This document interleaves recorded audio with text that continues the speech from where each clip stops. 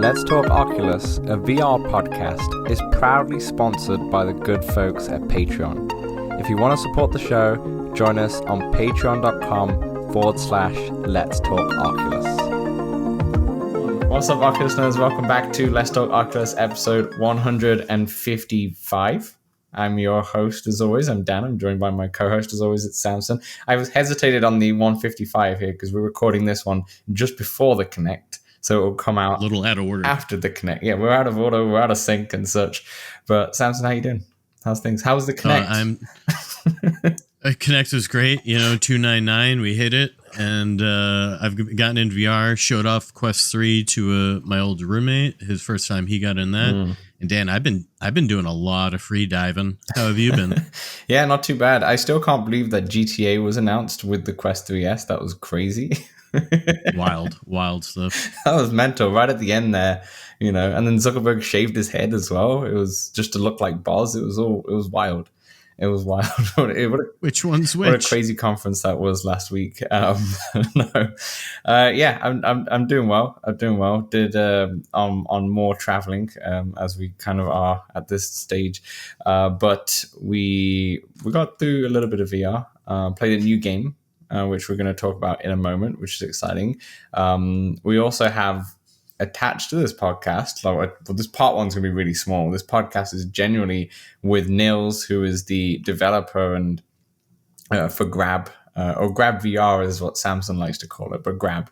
Yeah, I think it's because of the website. I realize that. Yeah, that's the website's grabvr.quest, so it's just natural. That's fair enough. So yeah, we've got a great interview with him. We spent like 45 minutes just chatting to him about Grab, and they've now launched into the main store, and we talked to him about kind of like the multiplayer aspect of how it's all built for multiplayer, how it's obviously free, and it's really in a way like a game engine in there where you would create your own levels, and people have created some wacky stuff and some very impressive stuff as well. And it's obviously Samson. It's got you creating worlds in there as well. So oh yeah, it was a good chat with Nills. So definitely stay tuned for part 2, where we'll go into that.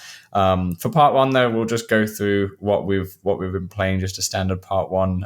Like I said, this is recorded just before the Connect. Quick housekeeping: the new Discord is now officially live. If you go to our old Discord, it will just be read only at this point, so you can have a look and you can see the old chats, but you won't be able to chat in there. So definitely join the new Discord in the chat, where it basically looks exactly the same, but it just has we have more control in the back end. Feels like home. Yeah, we have more control. Feels like home. Exactly. So yeah, join the new Discord, and I guess that's all the housekeeping, Samson, because before we go into what we've been playing, $2.99 on the Quest. Have you ever seen a product leak so much before a conference?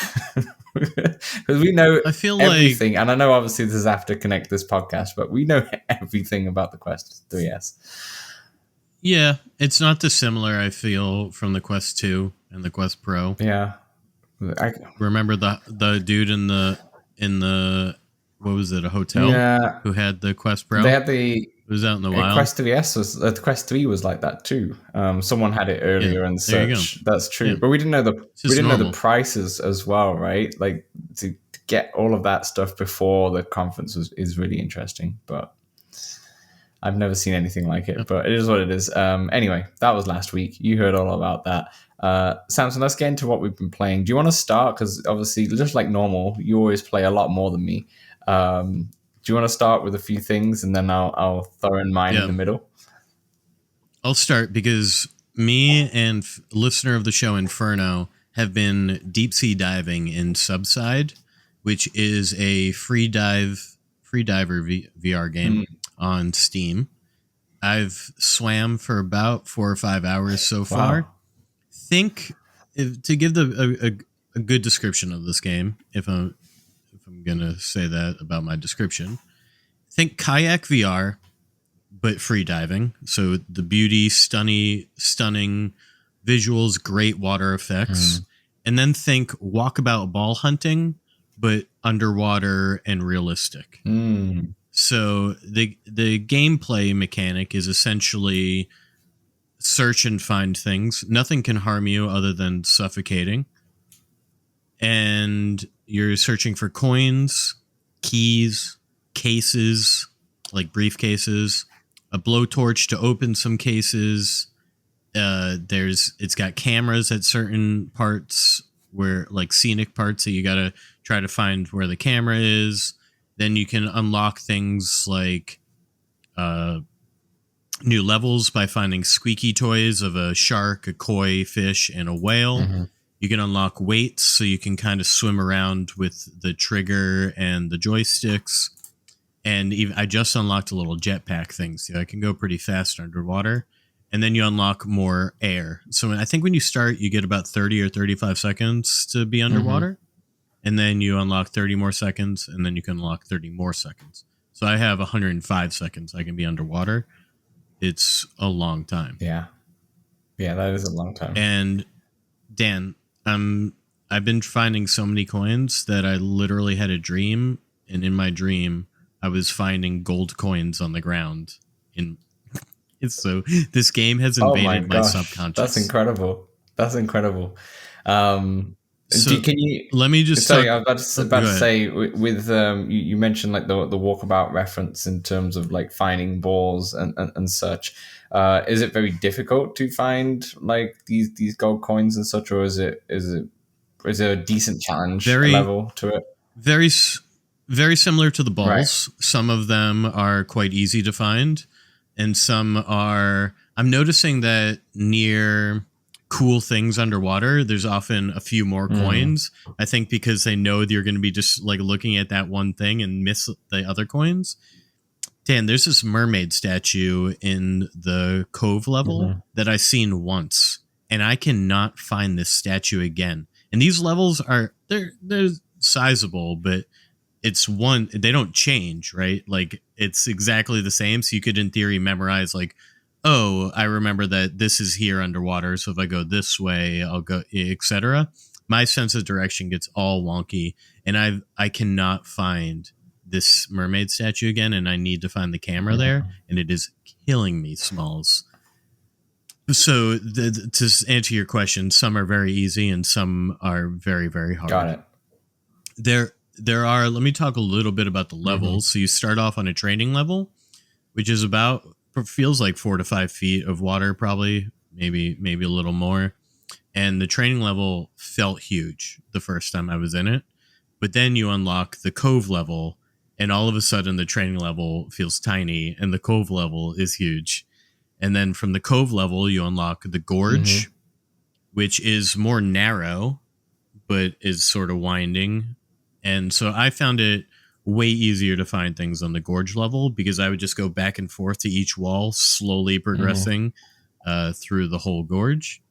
Then you unlock the flooded caverns, which is dark. So in the cove and the gorge mode, you can get daytime and nighttime modes. Flooded caverns, all nighttime, because you're in friggin' flooded caverns, Dan.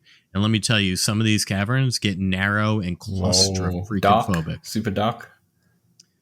It's very dark, but you have like a headlamp, I think, so you can. It's never too dark to see, but you're like, am I supposed to swim there? It looks like that is not meant for a body of any sort. And then by finding the things around the map, you can unlock the shark tank, the koi haven, and the whale encounter. I have the shark tank and the koi haven. Shark tank is exactly what it sounds like. You're in a shark enclosure and there's a big shark that swims around and bumps into it. The koi haven is just that. It's a big koi pond with a bunch of coins in it that you can find. It's pretty nice, and I have not. I can't find the whales, Stan. I have 2 out of 4 whales, and I don't even remember what levels I found the whales on. That's cool. Can it be very scary because of like how good the graphics are and how dark it can get, and et cetera, et cetera? So my first time in the cove level, I swam down, and then I see a trench. Think like Finding Nemo when they see the trench that they want to swim up and over. And it looks like that below me, and I got this feeling and this discomfort that I've never felt before in my life. And I imagine, like, I felt like I was actually free diving there. And I thought to myself, there's no way in hell I'm going down there. And I just kept going. And then eventually I unlocked more air and I was like, all right, I'm going to swim down there. And you swim just a little bit further than I had been. And it was all black, right? You couldn't see bottom. And then it sort of lightens up a little bit as you get closer. And I was like, okay. This is better. And then the flooded caverns felt very claustrophobic at times. But I knew that one of the sharks would probably be in one of those really small parts. So Have you seen an anglerfish yet? Maybe the most. No, that's the one with the little like light thing. The biggest teeth you've ever seen in your life. It may be the scariest fish of them all because they're always in the bottom, right, in the darkness. Yeah, you don't really get that deep because it is a free diver, right? Yeah. You have to come up. Oh, okay, so it has some realistic. You can't just keep going. Yeah, exactly. I have 105 seconds, and then the way it works, the game is you're going into. They're not real, basically. You're like going into. You're like kind of in virtual reality in a way in the game. Like yeah, I guess in a sense. Yeah, exactly. That's what they call it, simulation starting. Right. Exactly. So I actually haven't run out of air yet, but I think that when you run out of air, it just resets the simulation. Oh, okay. So it's not traumatic or anything like that. I see what you're saying. Yeah, kind of like exactly. Yeah. You don't see yourself like choke Assassin's out. Creed's like that anyway. Like you're in a simulation at the end of the day when you're playing this game. So yeah, I see what you mean. And is there like obviously you got coins and there's different cases and such that you can find. Is there like a checklist of all the different fish that you get? Like, can you collect the fish in a way where like, oh, you see a whale, so then in your simulation you've got like, oh, I've seen this. No. That'd be a good thing. The closest thing to that would be like the cameras you find where you get a picture of an area and you have to go to that area to then find the missing camera. That'd be a cool thing to add, just to be like a checklist of what you've found and what you haven't found. There are a lot of fish to be seen, and yeah, it would be nice to be able to take pictures of them. You can't there are a few things in each level that you can interact with, but mostly your hands just go right through the fish, and the fish kind of try to swim away from you as well in a pretty realistic fashion.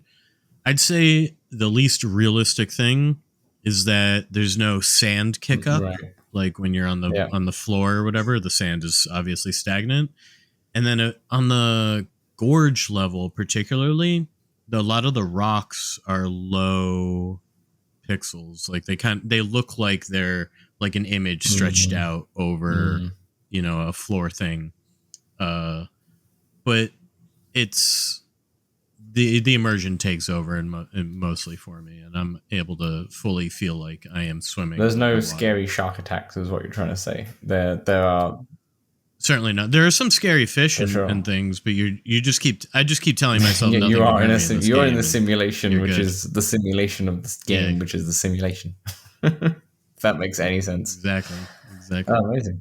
But yeah, Subside, I believe it's about $25. I got it on sale, I think, with the pre-release. Yeah, and there's a demo on Steam as well. And just for most people, I don't know if you caught that, but it is Steam only for now. I wonder if this, I think we will see Kayak VR over to Quest before we see something like this. But because it's a graphic fidelity, I'm not sure if they can even achieve on the Quest, to be honest.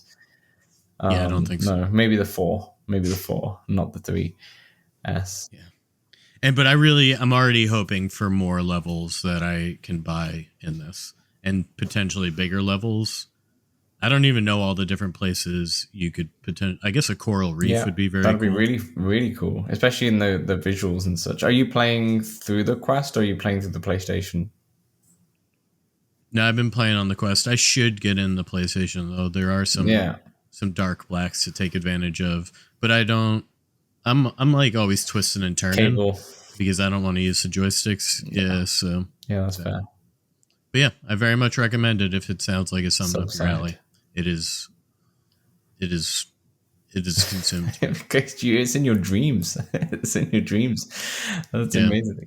And I'm like 89% done on the training level, and I don't really know. There's no checklist like you say, so I don't know what I'm missing. I imagine I'm missing one or two coins, and so just knowing that you got to find like Yeah, out of one this whole coin in thing. this Yeah. entire level is it. That's That is it's a a task test. for sure. Is the coins just like just are they in chests or anything like that, or are they just floating or like just No, under?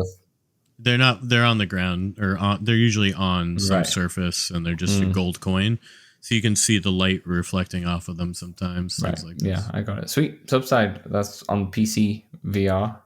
I'll talk about my game, which is on Quest. It's on Quest. I got into Mixologist. That came out a couple weeks ago. Now, when this podcast goes on live, Mi- Did you have a drink with it? no, I did. No, I was too busy with the timer trying to make drinks for people. So, for those of you who don't know, Mixologist is on the Quest store. It's I don't know, Samson. You might want to pull up the price. I actually didn't write this down. I'll do it while you Yeah, keep and talking. Yeah. essentially it's a cocktail making game or bartender game. So you play the role as the bartender, and then in front of you you have a bunch of different liquors. You have a bunch of different types of glasses. You've ice. You have like oranges and olives and straws and everything that you need that you would have as as a bartender for cocktails. And there's also three three beers that you can also pull if you want to as well. Did you have the price? Yes, it's 19.99, and it's got a 4.7 ratings on the out of 7 ratings. And I just see Alex VR has a review here, so Go I'm for just it. going to read that real quick, just for fun. He says, "Great social experience and roadmap. This game was a blast with my friends in multiplayer. Which game isn't, though? Even though we had fun, there's a lot of opportunities for improvement here. Thankfully, I read that the devs are dedicated to implementing user feedback, and I see a bright future for this game." Yeah, it's a game that feels like it should still be in early access. To be honest, it's a game that you go in splash screen made in Unity, and the UI is very simple. You could play it online, or so the online is more like a co-op multiplayer. Where I haven't played this, but I believe it's where like the other multiplayer, other people can come in and kind of suggest drinks and also help you under the it could be co-op as well, so two of you could be behind the bar and such. So I could see that being really fun, kind of like an overcooked style in terms of having to make the Mm-hmm. stuff for, and that seems really fun. I didn't get a chance to test that, unfortunately, because me and Samson never play together when it comes to these multiplayer games, which we should, but never mind. But yeah, so you can, I think it's up to 5 players under the multiplayer, but I did the single player, which is more like a career mode. And in that career mode, it's very simple. It's just that you start off with the tutorial, and then each level is timed. So you might have like 5 minutes or a bit longer than that. So it's timed, and once the timer ends, that's the end of the level, and you get like a star rating. Very similar to Overcooked. And basically, after each level, there's just more and more recipes and more drinks that get thrown at you. So it's not always the same stuff. So you'll start off with a few easy drinks, then you'll get on to a bit harder drinks, etc., etc. So when I say it's a bit rough around the edges, is that when I went into the career mode, you have like a bartender there welcoming you to the job. That didn't happen for a long time. And I was standing there for a while. I was trying to move, none of the buttons would work and such. And then it kick-started the trigger where he starts talking to me and then makes me a drink and such. So those issues at the start. So I just restarted the game, started it up again, and it was okay. Then I kept getting stuck at a specific tutorial. So basically, you start up behind the bar. The guy who's helping you out is like, okay, make me a whiskey sour or something like that. So you put the bourbon in, and it tells you how much. It gives you like a dial on how much ounces that you're using. And you've got like a little menu in front of you which tells you exactly how many ounces you need. Then you crack the Coke bottle open, you put the Coke in there, for example, and then you give it to the guy, and the guy was like, oh, not quite right. And I realized, oh, I spilt some of the Coke, I need to put more Coke in there or something like that. So that they're all fine. The problem I had was using the shaker. So many times, and I think it was more of a me problem, but essentially you had I can't remember what we were making. It must be a martini, I think it was, but it was like a gin, another liqueur, and then some bitters.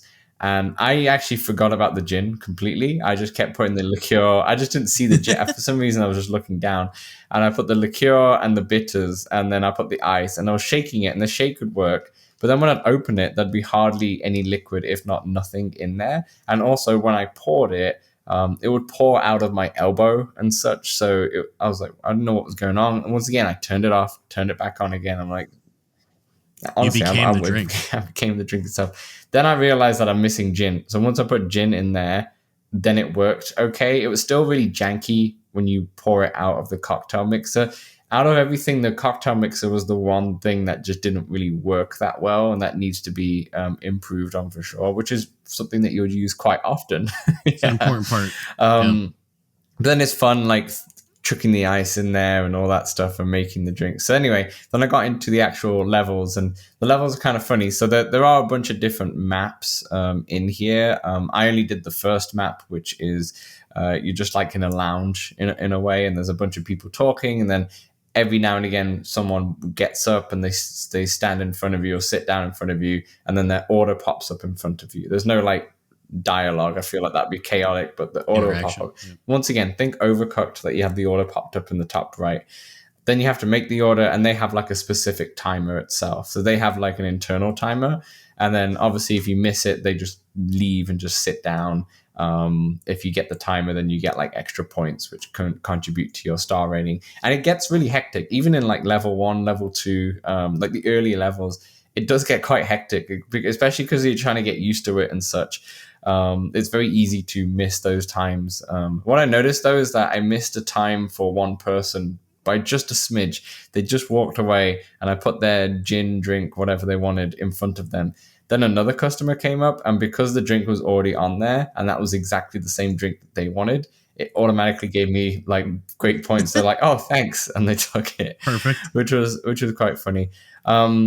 It does get really messy though, especially when you've got a lot of drinks going. Your whole space gets messy. There's ice everywhere. The shaker's everywhere. There's that's the problem. There's nothing to clean it up with. Like, it'd be nice if there was like just a trash can behind you or something that you could just throw away and stuff, and that would be much easier. But instead, it's not. So if I messed a drink up, I served like this beer, which was basically 2 different beers, a light beer and a dark beer, like a mix. And I give it to him, and I realize the light beer, I've not put enough in. I can't really put more beer in there because I've already put the liquid to the top. So I just have to chuck it. So I just have to throw the liquid out of somewhere randomly.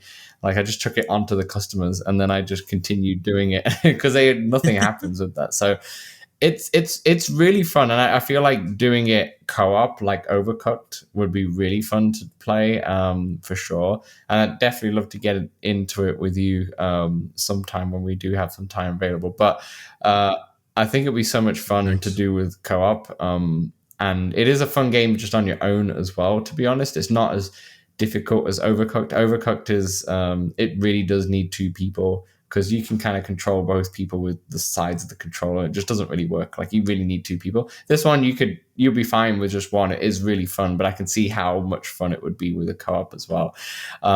So it's really good. It just, to me, it really feels like it should be in early access, or I guess App Lab's kind of defunct now, but in early access, and maybe at least 2-3 months of development time just to polish it up a little bit, just a little bit. You can add more modes, you can add, better UI and all that stuff later on if you want to as an indie. That's absolutely fine, but it just needs that polish. Like, I'd give it, if I was going to give the meta review, I'd give it a 3-star rating for now.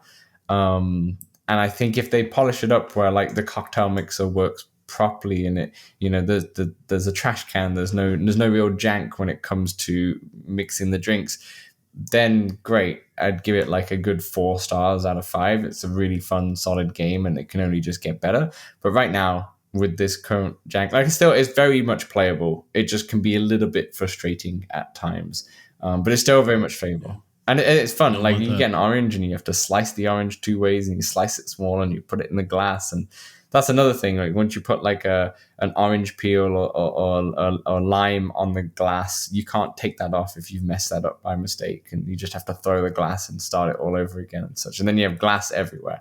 It's it's chaotic. It's fun though. It's really fun. I would like, if I was going to suggest something that's not just bug related, it would be nice to have like a outside of the game, so in the UI, just like a recipe book with all the cocktails that you have made, kind of like what we spoke about the last game you talked about, Subside, in terms of not catching the fish, but like keeping track of what fish you've seen. It'd be nice if I had like a recipe book and be like, oh yeah, I've made this cocktail, but there's a bunch of, like, there's over 100 cocktails. Yeah, exactly. There's like over 100 real life cocktails in there, so it'd be nice just to go through the book and be like, oh yeah, I've got like 75 more to collect in a way, or to try out. So yeah, enjoyed. I had a good time. Just need some bug fixes and such before I could really recommend it, but it is fun time. So that's Mixologist. Very good. Sweet. Very good. I'll move right along because I also got into Breachers. We filled our Friday night lobby again with 10 people. Good times, good times. I do think I'm finding that a friend mentioned it on Friday, but we're preferring to do control point instead of doing the death match, just because the maps are bigger and there's more to do, so to say. And I feel like they could use a bigger third deathmatch mode map. And we've been playing the ship map, and there was a ship update, and it was not all that great in my opinion. But it's just been taking time to get used to all the new layouts, because I felt like I had just learned it. So the ship takes place on a battleship. It's very small, narrow corridors, and then it changed, and I felt like all my strategies for the old one went out the window, and now I have to relearn everything. But anyway, I still love it, but Yeah, it's taken some time to get used to. And then I got into Among Us again. I got an every other week game going. Gonna get you in one of these times with a live open mic, Noble Squashy, Creeper Betty, and a few others. This time we did get up to 7. Void joined us. Thank you, Void. And it was a good time. It was our last time being able to get into the containment mode, which was where the doors closed and the oxygen or the reactor went off automatically, not controlled by the imposter. I did get an imposter win because although I got voted out, I was with Pow, and Pow did a really good job. He went pow pow. Very satisfying when you get an imposter win. Very satisfying. Yeah. 100%. I think that was my 20th or 21st imposter win, so I'm like 4 or 5 away from getting the next achievement in that one. Good time. I'm sad containment mode will be gone next time we play, but hopefully there'll be a new mode on the horizon. Would you like these like limited kind of modes? Would you prefer if they just left them in there, so there's just a whole array of modes that they can play around, or do you like the aspect of limited to kind of get you to try new modes every single time? I think it would be nice to be able to hop into them, but I understand making them limited to get you to play during that time. Otherwise, you'd always be like, yeah, I'll get into that. Yeah, I'll get into that, and never do it. Which I've fallen victim to. Next, last but not least, I showed off Quest 3 to one of my old roommates who has a Quest 2 but had not tried Quest 3 yet. So I started him with First Encounters, got him into Miracle Pool, and we played a game of Chess Club. So I wanted to show off he noted the lenses being so much more clear and just better in general, not feeling as binocular-y. And then obviously he was very impressed with the color pass-through. So it was overall a good experience. I don't know that he is sold to spend $500 on it, as he has a 7-month-old baby. And then the 3S is the old lenses, so it kind of defeats that point. Exactly, yeah. It's still a really shame that it's the old lenses, but obviously understandable if you want to hit that $299 price point. But yeah, it is what it is. It is what it is. Sweet, solid, very much solid show of games there. So just before we wrap up part one, just a quick FYI here. I'm away now for the rest of October. I'm in Europe. I'm traveling around. Yeah, I feel like every year I do 1 month of just like a crazy vacation. I've done this like for the last 3 years. So, but this time it's a bit later in October. So, yeah. So what we have planned is obviously this podcast is up whilst I'm already in. In fact, this podcast goes up on my birthday. So it's my birthday today. But yeah, this podcast will be up on my birthday. And then we have another great interview with Samson and the folks over of Oktoberfest as well. We've got that to post. And also Samson's going to do another podcast potentially with another person or with another guest or another VR person. I don't want to say exactly who, just in case it doesn't happen. But we have that. There will be like at least I think 1 week of a gap. But check out on our Discord channel to know when that is. Okay, so because I'll tell you like a week before that we're going to be missing 1 week and such, and then we'll be back to more like just me and Samson back towards the end of October and such. So just keep tabs on the Discord. I'll still be in the Discord and such in the background, but just want to give you an FYI over the next schedule and such. In the busy period is when I'm going, not the most ideal. But Samson, I'm sure you'll play a lot of Batman and have lots to talk about it before I get to play it when I get back. I'll play. Yeah, perfect. I'll be playing a lot of something. All right, I guess that will wrap up for part one. Samson, do you have a little quote? Because we didn't say anything for part two for a little quote. Nah. No, not today. Okay, that'll do for part one. In part two, like I said, we've got Nills where we'll go through Grab and talk to you about all about that. So enjoy part two, and we'll catch you soon.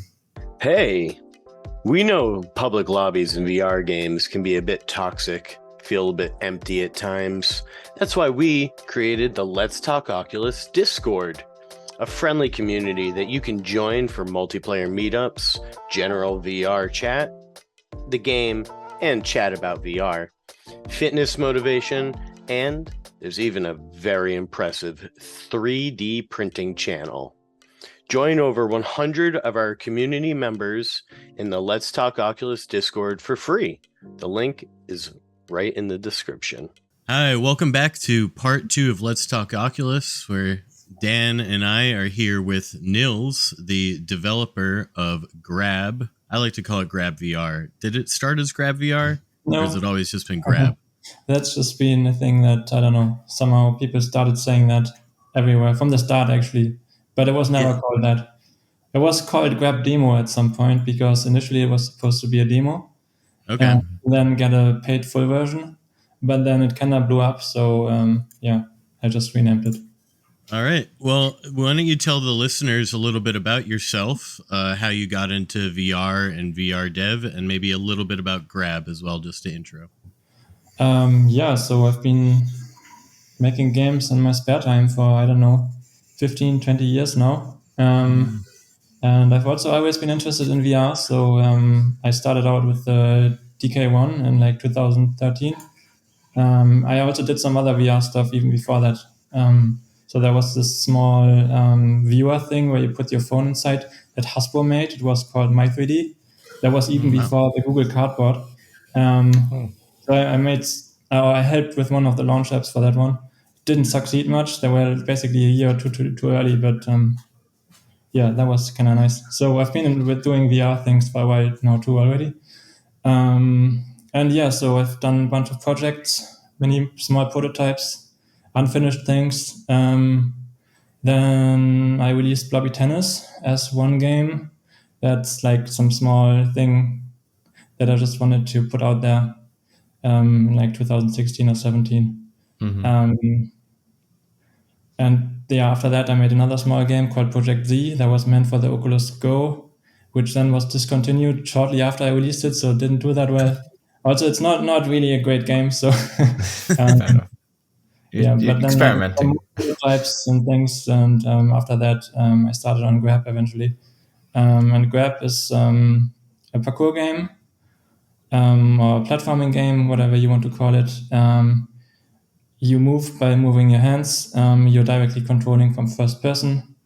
You basically move by grabbing the air and pulling yourself. You can also grab the air with two hands to throw yourself. There's ice you can slide on. There are grappling hooks. And the goal is to get to the end of each level. And the levels are all user generated. So there's tons of content to play. Wow, that is quite the background. I don't think we've talked to somebody who's got into VR quite as early as you. That's pretty incredible. Yeah. So you talk a little bit about your dev experience in VR. Are you also someone who likes to play VR games? Oh yeah, definitely. So not as much anymore somehow, but so I really got into Echo Arena at some point. So I actually competed there for most of the tournaments, and I was in the beginning. I was on the best EU team. So we Meta, or at the time Oculus or Facebook, invited us to. First, there was an event in Hamburg where I actually live, but there was basically the European Championship for Echo Arena as part of the VR League, which I later rebranded and then changed. Things kept changing, but and then they also flew us to Poland, to IAM Katowice, where we played against the best US team, which happened to be the team Lemming is on, or was on at the time, who made Gorilla Tag. So I met some of those people too. And since I hired most of the team now, I also met a bunch of those. But yeah, so I played Echo Arena quite extensively for, 3-4 years basically. Then Grab started blowing up a little bit, so I had less time to play, and the game kind of shut down anyway now. So, so that was my main VR playing time. That said, I also played a lot of other games before and after.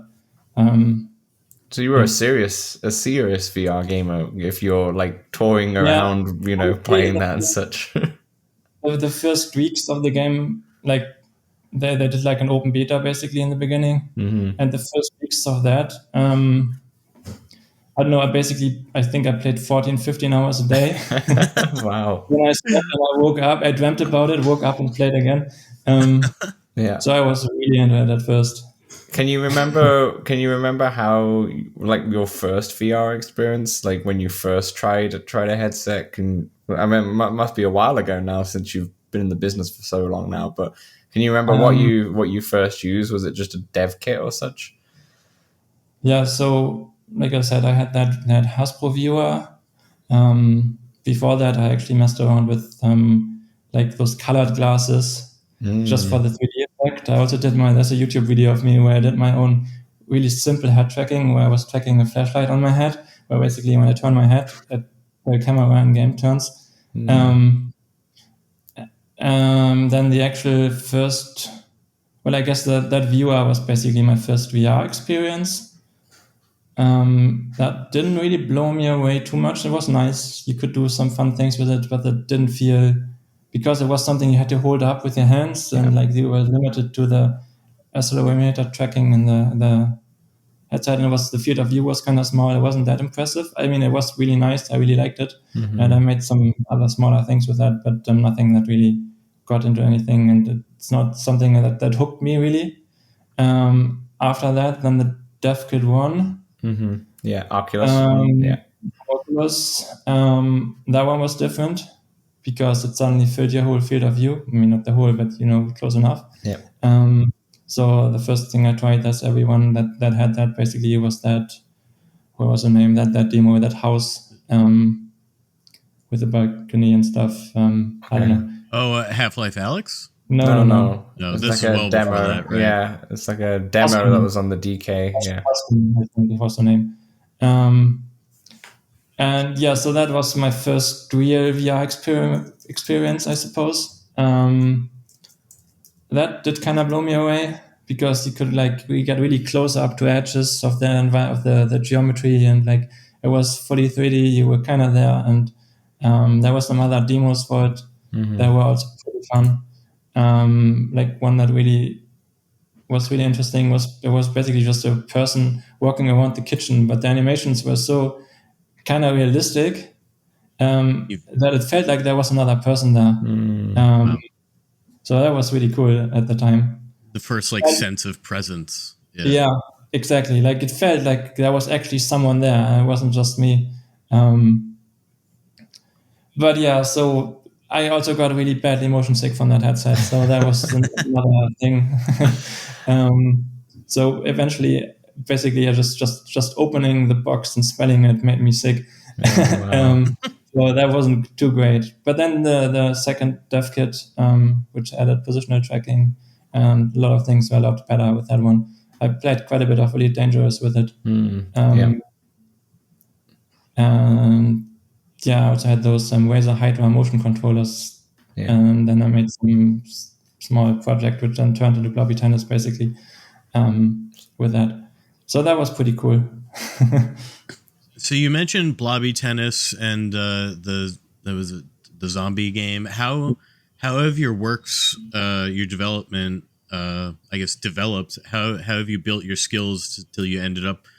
Like, did they all help you with Grab, or was Grab something completely new and different? So I do this weird thing where I'm making way more work for myself than I have to, which means I'm building my own game engine. So it's not like I'm using Unity or Unreal or anything like that, or Godot, but I actually built my own thing from scratch. Wow. Which I started in like 2012 with a friend. And basically, well, at some point I scratched all of that and we started again from scratch. But basically, I've been building that and adding more features as I needed them, and all my games have been using it. So I've been reusing a lot of that work there. I guess I don't know, but basically that's the main thing where I'm reusing things. I also have a bunch of I made a bunch of prototypes before Grab, which then fed into Grab basically. So I already had a multiplayer building system from another small prototype that I built for a game jam, which I then basically reused for Grab, though it changed a lot since then, but the basic initial code was the same. Then some of the multiplayer stuff I also used from another project, another prototype basically that I made before Grab.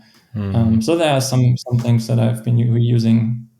What are how did Grab come, where did the idea come from when you first thought of creating Grab? Like were you aiming to build what you've built, or was it the whole intention was to have that custom level builder in there to kind of have a bit of a game engine inside a game? Was that the idea? How did Grab come to fruition?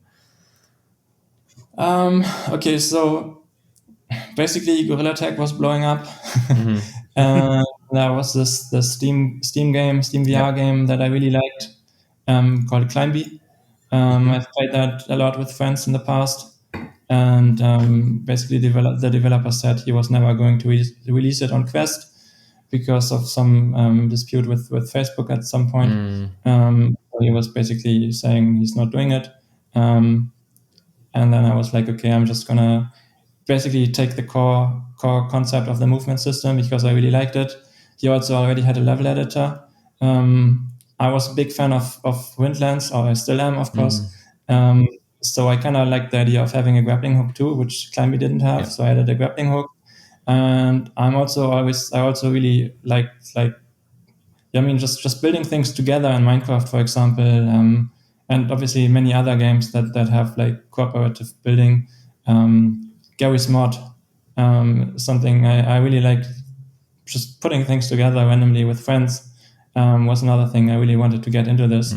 And I'm not much of a game designer in the sense of building my own good-looking levels and stuff. You can build the pieces for others to put. So I figured I just built this framework for others to fill it with content, basically. So that's basically what. Boy, oh boy, have they! Because what is the number of levels? It is tens of thousands, right? It's hundreds of thousands. Hundreds, it's 150,000 or so, maybe. I don't know if it's at 700,000 yet, but close enough. Closing in on 1 million. That's so wild. Eventually, yeah. So you mentioned Grab sort of taking off, and then that it sort of consumed you. What do you think set it on that path, and who really builds up your community, and what's that community like? So initially, I just had something that was kind of playable, and I thought it was good enough, so I put it on SideQuest and tried to eventually get it on AppLab, which took a while because of some back and forth with their testers, because there was something bugged on their end. It wasn't even my fault. So eventually, I added a workaround, and they approved it. And then basically on SideQuest, it had some players, but like there wasn't much. There were like 100 levels eventually for like over 3 or 4 months. Some good content, but nothing too crazy.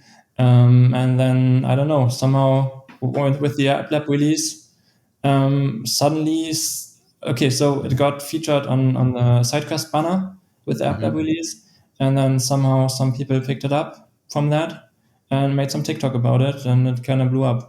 So then in the first couple of days, I suddenly had, I don't know, 10,000, 20,000 new players in the first week. Wow. And then over Christmas, it was just before Christmas, which probably helped. So I got a bit lucky with the timing. Then over Christmas, it slowed down a bit because they were playing other games. And then after Christmas, it just exploded, basically. That's fantastic. And it's always been free to play, yeah? It's always been free to play. As I said initially, it was meant to be a free demo at first. But basically, after I had all those players, I figured I'd try to keep it free to play. Yeah. Because that's basically what got me all those players. Right. And then obviously you've got the way you can make money from it is with the assets and the asset packs and such, right? Yeah, so initially I didn't have any monetization at all. So that wasn't too great, but I tried adding it somewhat quickly. So like, I don't know, 4 months later or so after it started, basically towards the end of it blowing up, a little bit too late, but it was still good. So I added some cosmetic items that you can buy in game, basically. Initially, it was just one pack. Since then, I've usually been doing it in packs of like 3 items usually. And I add a new pack every month. Right. And some of the packs stay, others go away after that month. And I'm trying to, basically keep it seasonal. And I feel I hopped back in recently with your app lab or your store release, and I got that early access little badge.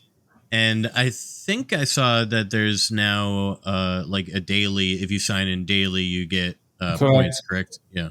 Yeah, so now I eventually, that was earlier this year, I added an in-game currency. Before you had to directly buy the packs. Now there's an in-game currency. Initially it was like weekly coins. You would get 50 coins per week. I now changed that to 10 daily coins. The problem was basically that players were having too many coins. And the result now is that they have way less coins because most don't actually play every day to get them. And yeah, that was kind of a way to give players the feeling they would get more coins. Because they can get more coins, obviously, if they want to. And yeah, also it's an attempt to basically get the retention up a little bit, though the retention has been fine overall. It's not been an issue. Players that get into the game do really seem to like the game and stay around. So that's been great. That's basically how the community keeps existing. And it's not quick to build and develop a level. Like it's something it's kind of like an art piece. I've built a few, and it takes hours to really like get in there. You got to play test your own level. Sometimes people are making them, look like other things, or design a big mountain climb, or I went hard on the ice myself. But yeah, it takes time to do those things for sure. So that's got to be good for the retention. I mentioned the ice. Can we talk a little bit about the different types of blocks that are in Grab? So it's essentially built up of cubes and triangles, and you have several different options. There's ones. Well, why don't you go through them? Yeah. Yeah, so basically it's basic shapes that you can stick together. You can scale them, you can rotate them. So the most basic one is just a cube that you can stretch in all directions. Then there's like a pyramid shape, there's a sphere, there's a cylinder, a couple others, but that's basically it. And you can just scale them, move them around, and stick them together to form whatever you want them to be. You can color some of them. So there are different types of textures, basically, that indicate the different interactions you have with these blocks. That's not been working that well because players kind of found ways around that. But basically, there are two types of textures that you can hold on to, so you can climb on those. Then are those you can only just stand on, but not actually grab in any way. But you can obviously walk on them. Then there's the ice block. If you're on that, there's no friction, so any speed you get, you keep your momentum and just keep sliding. Feels a bit like ice skating, in my opinion. It's pretty fun. That is, and you've added it to the main lobby. I love just skating around. It feels incredible. Yeah. But go on. And then there's the grappling block. So when you grab it, only that one can be grappled with the grappling hook. And what else is there? The lava block, of course. So if you touch that one, you respawn at a checkpoint, or at the start if you didn't set a checkpoint yet. So basically, you can't touch that one. And yeah, those are basically the blocks. There's some other variants, but yeah, I was gonna say there's the more newer one for me at least is the bouncy block. Oh, that's fun. And that one can be fun. Yeah, right. I forgot about that one. I added that one at some point. So yeah, if you hit that one, you bounce back, which can be fun. Can make interesting things with that. Hasn't been used as much as I would have liked, actually. Yeah, that's surprising to me because I remember I don't know if you've played Portal 2, but in Portal 2 towards the end you get this like gloop, and I think there's like blue gloop and like pink gloop. Yeah, and I think the blue one, I might have got the colors mixed up here, but I think the blue one was like it will speed you up. It will basically be like the ice, where it'll be like there's frictionless, you'll keep your momentum. And then the other gloop, the pink one, it would bounce as well. So I'm actually surprised it's not used that much, because I could, if I was better at creating these levels, I would try and create something similar to one of those Portal levels where you could use the gloop and just fly around. It sounds really fun, especially when you mix the ice and the bounce together, for sure. Definitely, you can make interesting things with that, because you can get so much speed on the ice and then bounce off to I don't know where. Yeah, and it's really impressive what people build. Like I just looking on like the YouTube just to see what people have built, because there's so many levels. But like it's not only just a climbing game in a way. Like people have created like boss fights with on horror like aspects to it and such. Like they've really taken it to the next level. Did you ever, like when you first made the game and you're obviously going to have the custom level builder, did you ever imagine that people would take it to this height? So was it always thinking that, oh yeah, they'll probably just create more like climbing kind of levels? Yeah, no, not really. I didn't really expect that. I guess it comes with the numbers, basically. If you have enough players, they start going crazy with things. They found so many ways to abuse different things that were definitely not intentional. So one of the most popular things was that you can put a huge cube around your level, and then you would basically just drop down on the ground with your head, and you would just slide around. But if there was something you could grab, you could basically imitate the gorilla tag movement to some extent. So clever. So players made a lot of eventually I turned it into a feature. So there's also this gravity block that pushes you in different directions, basically. And you can configure that to basically do this effect as an actual feature. So then you can also checkpoint, which wasn't possible with the glitch and some other things. It's amazing that you've always got so many playtesters in a way, and you're learning about as much as the game that they're learning as well, which is kind of funny to see. But it's fantastic. Is there any, because there's a custom level builder and because people can really be really clever about it and try and manipulate it, has that made you, like, your testing in the background been very difficult to make sure things don't actually break the game? So I don't Because test there's a verification process, right? I remember it was you playing them all initially. It can't be that anymore, is it? You mean for the levels itself, right? Yeah. So to make it possible to find the higher quality levels, basically, there's now so players can now submit their levels to be verified to get into that list in game. And I have a bunch of players from the community that then look at those levels and got the permission to basically say this level is good enough and this one isn't. Because these days we're getting like 250 levels per day, sometimes more, and it takes a while to look at them. So Yeah. I got like 15 people from the community basically that can look at those and say if they are good enough or not. So in terms of testing, I don't test that much. Yeah. Obviously, I make sure that the basics work. Then I have like 50 or so community members that get access to early builds. So they basically, before I release something, I usually give them a version of that, have them mess around with it. Got it. And then hopefully they don't find anything. Often they do, depending on how big the new feature is that I added. And then if there's nothing too bad found, I basically just put it live. I try to keep my updates relatively small most of the time. That way, not too much can break, basically. Smart.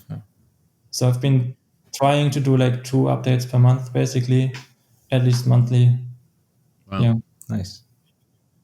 I do want to mention before we get off the levels too far is that you have a website, grabvr.quest, where there's a level browser, so you can actually see and explore the levels online in a browser before ever even getting into VR. Yeah, that was kind of a weekend project. I wanted to actually, I don't even remember why I did that.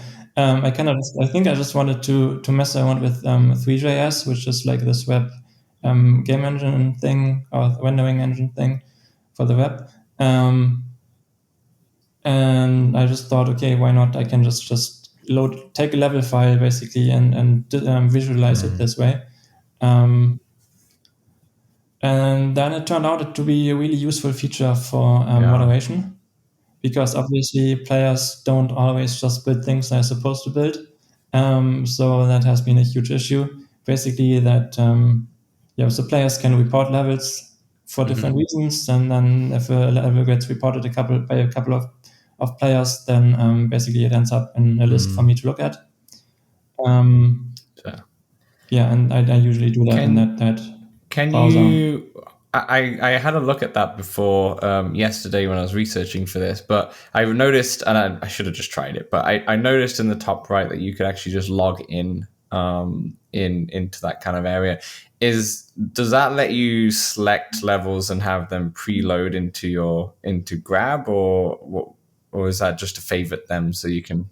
You can favorite them and you can look at all the ones you've also done, but I imagine there might be more.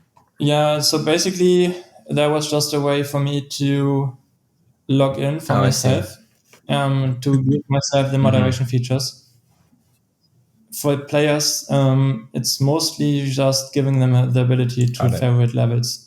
Yeah, that's still handy to do because like sometimes it's easier just to browse through, or like if you're away from your Quest headset and you just want to see what's out there, so then you can go ahead and play them later if you wanted to. So that's still a really good idea.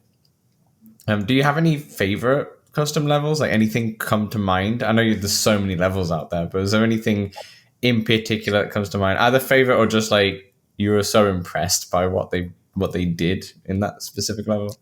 The one I usually mention if someone asks me is Peaks, which is featured in the Best of Grab section in the game, in the Awesome Series section in that. It's just called Peaks. It's a climbing map, where there are a bunch of climbing maps. Basically, it's a series of climbing maps where it's these huge mountains. It usually takes between 30 and 60 minutes to finish them. Sounds like a workout. You really get to sweat.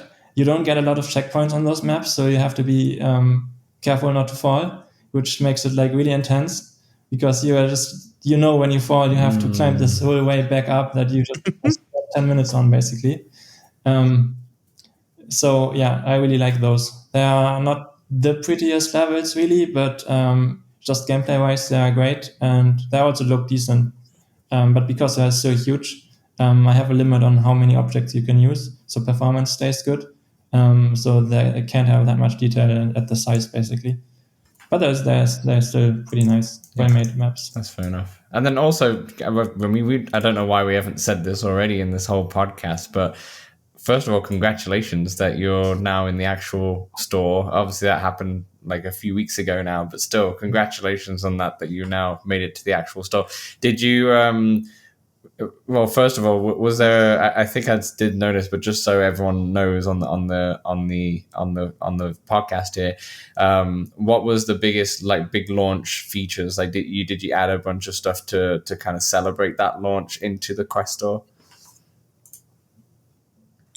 Yeah, so the Quest launch was a bit weird because the whole App Lab was going away.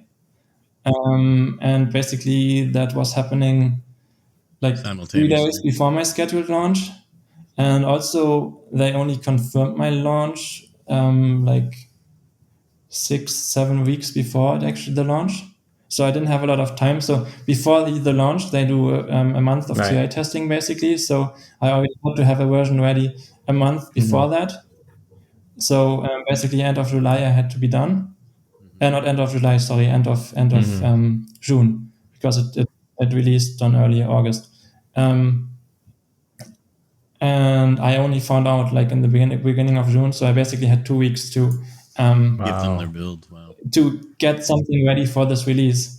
So I didn't have a lot of time. So I just tried adding some somewhat highly requested features that wouldn't take too much time to add. And on top of that, I wanted to improve the cosmetic system so I could actually make a bit more money with the game, which didn't work out too well, but it's doing okay anyway. It was already doing pretty well, so I can't complain. So the new features, besides the updated cosmetic system, so the cosmetic system on top of the packs, I basically added this daily rotation now, where you get 3 items every day that keeps changing daily, which you can buy.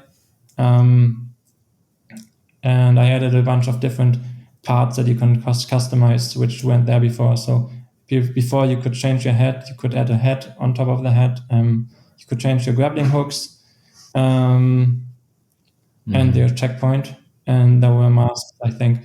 And that was pretty much it. So now I added badges left and right. You can now change your grappling hook on both sides differently. So basically just more things to customize.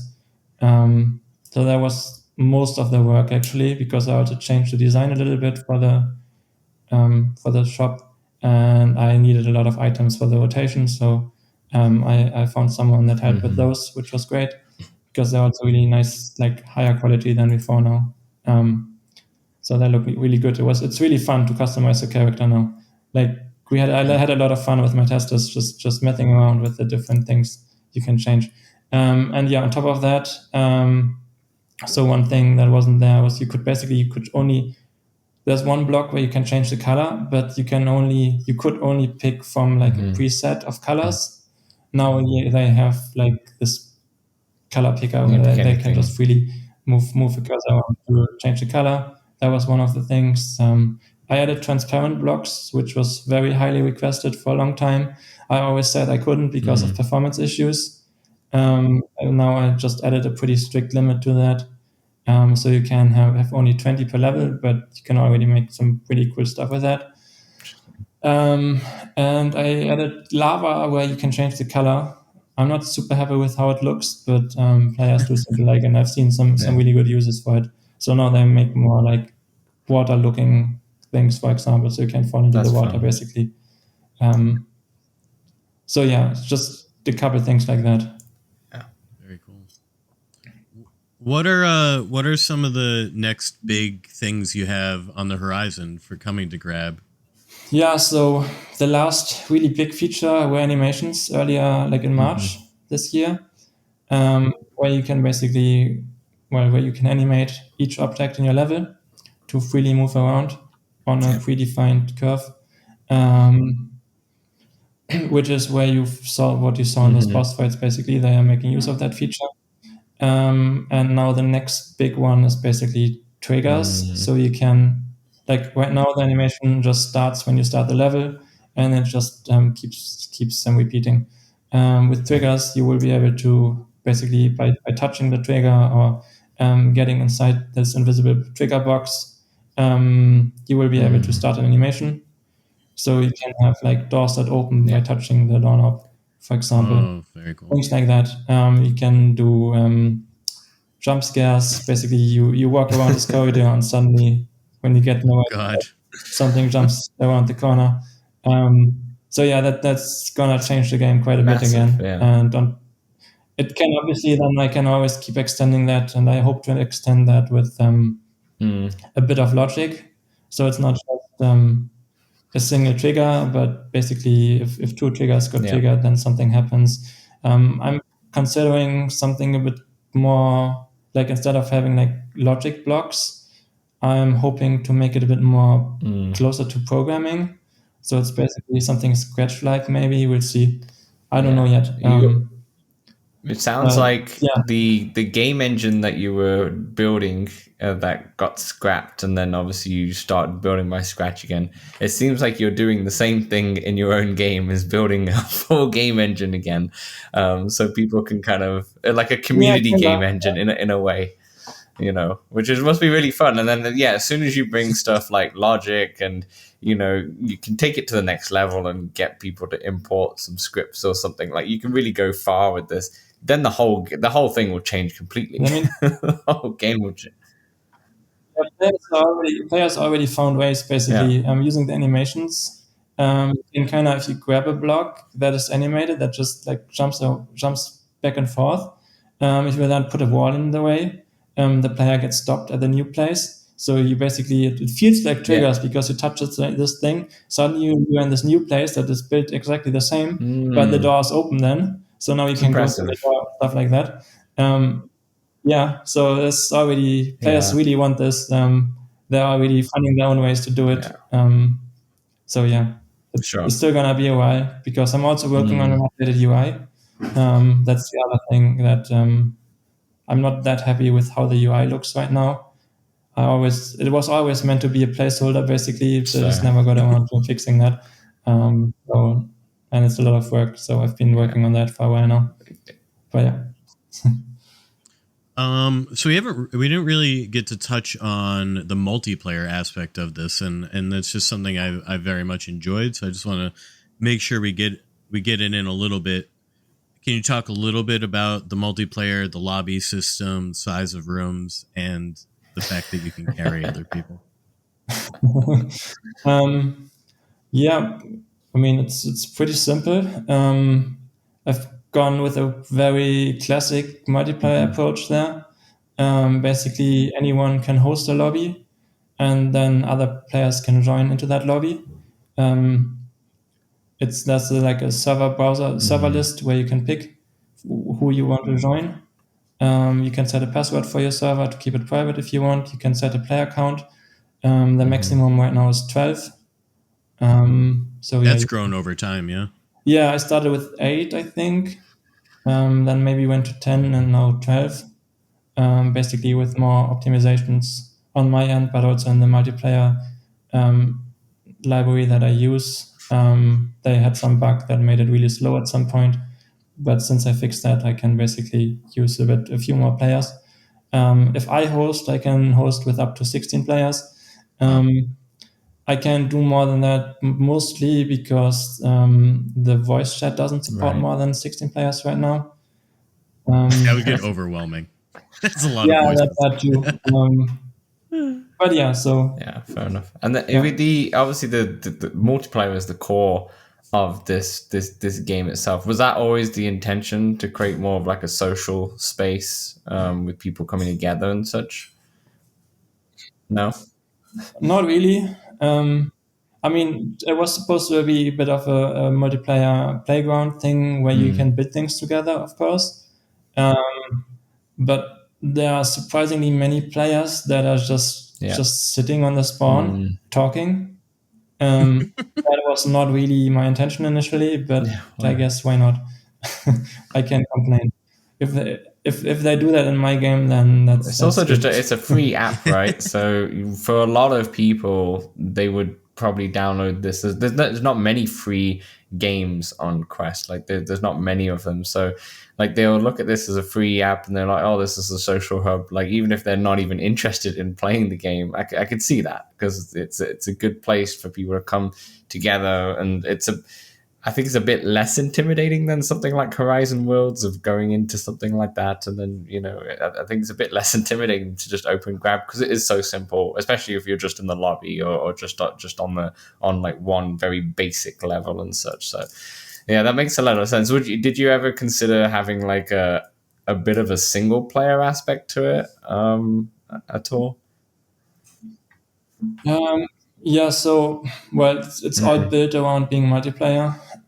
So real single player, like offline single player, is not going to happen. But I do hope to eventually add some like official levels that are more of a longer tutorial and like a bit of a campaign, basically, like that where I tell a bit of a story basically, and you just progress through those levels. And I don't know. In the end, I hope to at some point add a bit of an experience system so you can level up, and then maybe unlock some things, some cosmetics or whatever. So maybe I can give players something in return of finishing that campaign then. I do like that idea because some of my favorite levels you can put up like signs and write words on them, and so you'll get through a section, then you'll have like a little update of plot or whatever, like, oh, they got lost down this way, and then you got to figure out your way down there. So I do really like that idea of having some levels that you're meant to go through that teach you about the blocks, teach you about the movement naturally, and just have a subtle plot, if you will. That's a great idea. Yeah, something like that. Exactly. I mean, what's also very impressive to me is that I know Samson says he doesn't really have much of a creative bone in his body. This is what he says. And when lots of games where you don't have to, but like one of the big things is to create levels or be a bit more creative of what it. Samson, I mean, I can speak for you. You normally try to avoid those because you're like, I'm not really interested. I just want to play levels.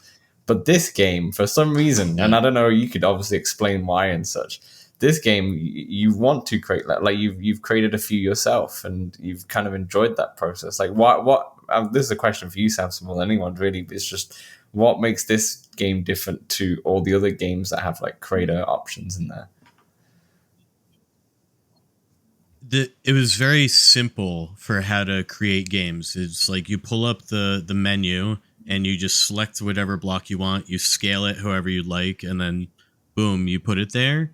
And you could do it in multiplayer. So I would have my high school friend got also very into grab, and so you're almost in think about like Walkabout God mode, but you can see the little guys. So in the level editor, you can also do that. So you can have people play testing your build near like live, basically, which is pretty fun. And I remember once doing it where we set the same starting point and we each decided to build one way to get to the end point. And so we just built that together, and it was basically you had two different ways to complete the map. It's just a very, I guess to answer your question is it's fun. It's simple enough that a caveman could do it, and it's very relaxing. And the community aspect helps with that, of course, doing it with people. Where a lot of these creating tools are just like you're just creating this stuff on your own, and then you're posting it and such. And that's a big deal. And I guess, Nills, that was something that was maybe you thought of straight away. It was like, if you want to do a creator, you want multiplayer to be at the heart of it, like you said, to build that. Yeah. Yeah, I was definitely always like I built it around being multiplayer. The whole editor was from the start meant to be multiplayer. That's not something I added in later. That's always been the plan. And yeah, I've always been trying really hard to keep it simple. because I don't know if you ever tried building something in Rec Room, for example. You first have to look up tutorials to figure out how to even use the tools. While in Grab, basically a 6-year-old can just start building and have fun with it, and anyone can. So I had that issue with Horizon. great. I had the issue with Horizon Worlds. it- It's been probably a good few months, if not almost a year now, since I last went into it. But I remember when I went into it, I wanted to, let me see if I can create something. And there was just tutorial after tutorial after tutorial, which is obviously, it's just very standard for a lot, but it can be very overwhelming, and you don't, this is going to take you a long time anyway, let alone going through all these tutorials. Then I had to look up some stuff on YouTube outside of the headset and such. So there's a lot going on, which is a lot of friction and could deter you from that. But I guess Grab is like, it's so simple yet intuitive that anyone can kind of figure it out. You're just using cubes and such, right? In the end of the day, and you're just putting things together. You're just like building Simple blocks shapes. and such. It's like how Minecraft's so successful because it's so simple, that whole concept of it, right? Yeah, anyone can just start building things, which is great. And I will say another aspect I particularly liked was building something on my own and then inviting my friends to come in and hey, can you try this challenging map I did, or come check out what I built.